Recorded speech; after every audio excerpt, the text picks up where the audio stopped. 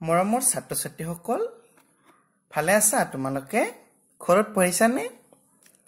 আজি মই তোমালোকৰ বাবে এটি নতুন পাঠ লৈ আহিছো চতুৰ্থ শ্ৰেণীৰ সংখ্যাৰ ধাৰণা পাঠ নম্বৰ 2 আজি মই তোমালোকক এই পাঠটোৰ বিষয়ে অলপ আলোচনা কৰিম তোমালোকৰ লগত আৰু আমি একেলগে প্ৰশ্ন উত্তৰসমূহ কৰি যাম আহাচোন সাবা 5 জুন বিশ্ব পৰিৱেশ দিৱস উপলক্ষে ৰংপুৰ অঞ্চলৰ কেবাখনো গাঁৱৰ ৰাইজে মিলি গাঁৱৰ খালি পৰি থকা মাটিত একেলগে বহুতো গছৰ পুলি ৰুলে আমি জানো আমি যে বিদ্যালয়ত আমি উদযাপন কৰো 5 জুনক কি বুলি কোৱা হয় কি দিৱস বুলি কোৱা হয় বিশ্ব পৰিৱেশ দিৱস আমি বিদ্যালয়ত আমি গছ পুলি ৰুও হয়নে গাঁও অঞ্চলত নগৰ অঞ্চলত আমি সকলোতে গছ পুলি ৰুও আমি বিদ্যালয়তো আমি গছ পুলি ৰুও 5 জুন তাৰিখে বিশেষভাৱে ৰুও গতিকে 5 জুন বিশ্ব পৰিৱেশ দিৱস এটো সদায় মনত ৰাখিবা বিশ্ব পৰিৱেশ দিৱস কোন তাৰিখে পালন কৰা হয় 5 জুন তাৰিখে আচ্ছা এই 5 জুন তাৰিখে ৰংপুৰ অঞ্চলৰ কেবাখনো গাঁও মিলি কি কৰিছিলে খালি পৰি থকা মাটিত গছৰ পুলি ৰুইছিলে এয়া তোমালোকে ছবি চোৱা ইয়াত ছবেই গছৰ পুলি ৰুই আছে হয়নে গছৰ পুলি ৰুইছিলে আম জাম কঁঠাল আমলখি অমৰা কৰ্দৈ পনিয়ল মধুৰিআম ইয়াত বিভিন্ন ধৰণৰ গছৰ পুলি ৰুইছে ৰংপুৰ অঞ্চলৰ গাঁওবাসীয়ে এতিয়া এই গছৰ পুলিবোৰে পৰিৱেশ প্ৰদূষণ ৰোধ কৰাৰ লগতে গাঁওবাসীক ফুল ফলমূল আদিৰ যোগান ধৰিব বুলি এজন শিক্ষকে সকলোকে বুজাই দিলে তেওঁলোকে ৰুৱা পুলিবোৰৰ ভিতৰত নাহৰ কদম বকুল আম জাম মধুৰিআম কঁঠাল পনিয়ল আমলখি অমৰা কৰ্দৈ শিলিখা আদি আছিল এতিয়া বিভিন্ন ধৰণৰ বিভিন্ন গছৰ পুলিবিলাক ৰুইছিলে ৰংপুৰ অঞ্চলৰ গাঁওবাসীয়ে কোনবিধ গছৰ পুলি কিমানকৈ ৰুলে তালিকাত চাও আহাচোন ইয়াত এখন তালিকা দিছে মই তোমালোকক দেখুৱাই দিছো চোৱা এই তালিকাখনত ইমান ধুনীয়াকৈ লিখা আছে গছপুলিৰ নাম দিয়া আছে গাঁৱৰ ৰাইজে ৰুইছে আমৰ পুলি ৰুইছে জামৰ পুলি ৰুইছে আম জাম কঁঠাল পনিয়ল মধুৰিআম বকুল হয়নে এই গছপুলিৰ সংখ্যা অংকৰে লিখি দিছে কিমানটা পুলি ৰুইছে চোৱা আম ৰুইছে 220টা এনেদৰে গোটেই কিটা লিখা আছে আমলখি ৰুইছে 676টা চোৱা এনেদৰে লিখা আছে কোনবিধ গছৰ পুলি কিমান ৰুইছে গতিকে আমি যেহেতু সংখ্যাৰ ধাৰণা আমাৰ পাঠটিৰ নাম হৈছে যেহেতু সংখ্যাৰ ধাৰণা এইবিলাক হল একোটা সংখ্যা ধৰা আমৰ পুলি ৰুইছে 220 এই 220 টো এটা কি সংখ্যা 256 এটো হল জামৰ পুলি 256 হল এটো সংখ্যা 322 এটো সংখ্যা 345 এইবোৰ হল একোটা কি সংখ্যা এটা হয়নে এই প্ৰতিটো সংখ্যাবিলাকত তিনিটা অংক আছে 220 কেইটা অংক এটা দুটা তিনিটা 2 5 6 তিনিটা অংক আছে হয়নে প্ৰতিটো সংখ্যাতে তিনিটাকৈ অংক আছে আহাচোন আমি এতিয়া আলোচনা কৰো এটা সবতকে কম গছপুলিৰ সংখ্যা কোনটো তোমালোকে চাবা সবতকে কম কোনটো আছে সবতকে সৰু সংখ্যা কোনটো 220 নহয় জানো সবতকে 220 তাৰ পাছত 256 322 345 455 506 তাৰ পাছত 676 এনেকে সৰুৰ পৰা ডাঙৰলৈকে গোটেই কেইটা সংখ্যা লিখা আছে এতিয়া তোমালোকৰ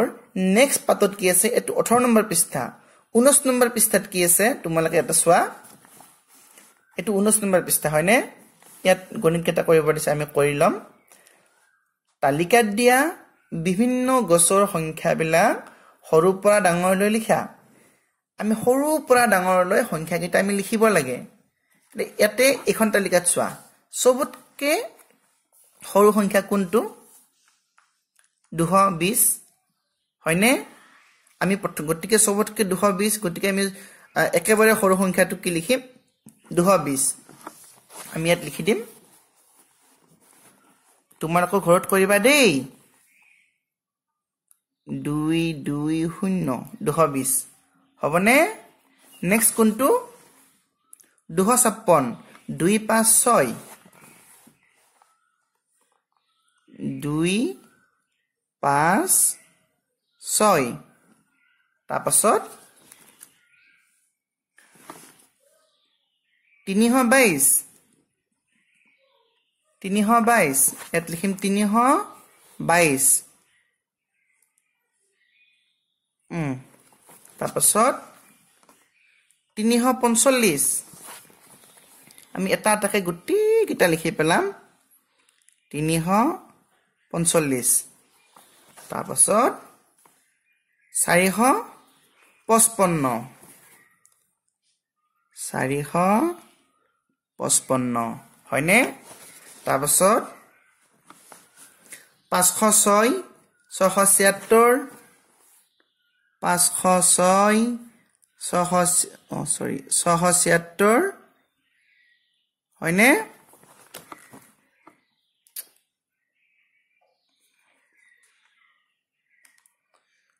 506 676 711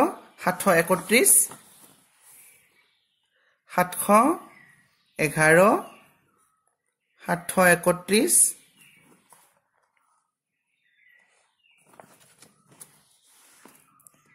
838 আৰু 39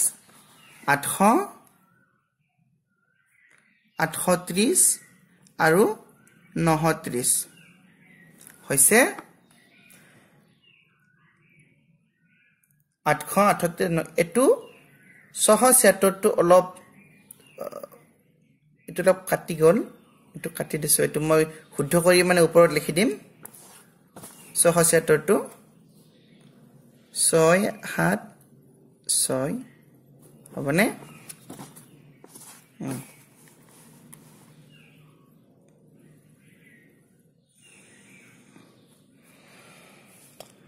এতিয়া আমি গছপুলিৰ সংখ্যা তালিকাখন চাই বিচাৰি উলিয়াই লিখা এককৰ স্থানত 5 থকা সংখ্যা এককৰ স্থানত 5 থকা সংখ্যা ইয়াত আমি প্ৰথমতে বুজিব লাগিব একক স্থানত কি আছে দশক স্থানত কি আছে শতক স্থানত কি আছে এতিয়া এককৰ স্থানত কিনো আছে আমি চাও মই তোমালোকক কাগজ এখনত বুজাই দিছো চাবা ধৰা এটো 345 এই 345 যেন লিখিলো এত একক দশক শতক এ তিনিটা স্থান আছে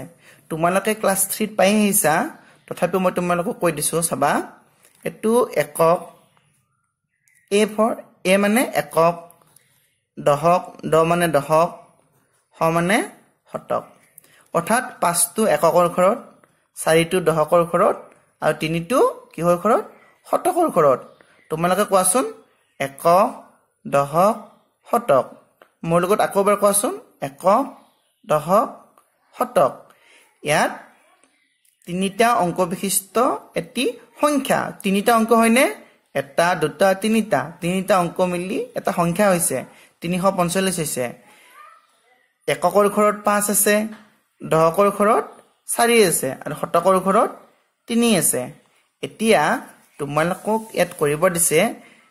এককৰ স্থানত 5 থকা সংখ্যা ইয়াত কত এককৰ স্থানত 5 আছে তোমালোকে চোৱাচোন এককৰ স্থানত 5 ইয়াত নাই এটো আছে নে 345 ইয়াত এককৰ স্থানত 5 আছে 455 ইয়াত এককৰ স্থানত 5 আছে এই দুটা আছে হয়নে গতিকে আমি 345 লিখিম যেহেতু এককৰ ঘৰত 5 আছে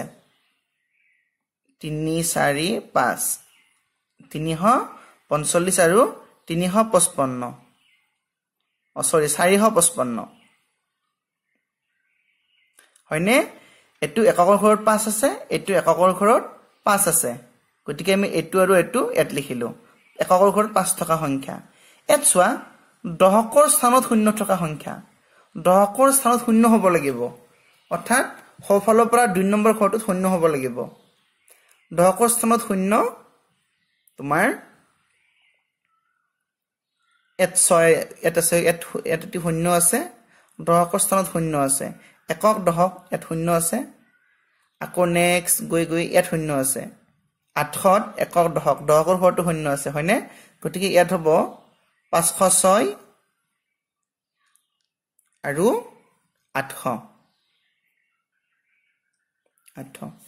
এ দশকৰ স্থানত শূন্য হলনে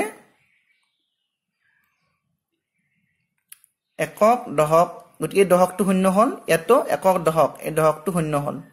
দশকৰ স্থানত থকা আমি সংখ্যাকেইটা লিখিলো দশকৰ স্থানত শূন্য থকা সংখ্যা দুটা লিখিলো এতিয়া শতকৰ স্থানত 7 থকা সংখ্যা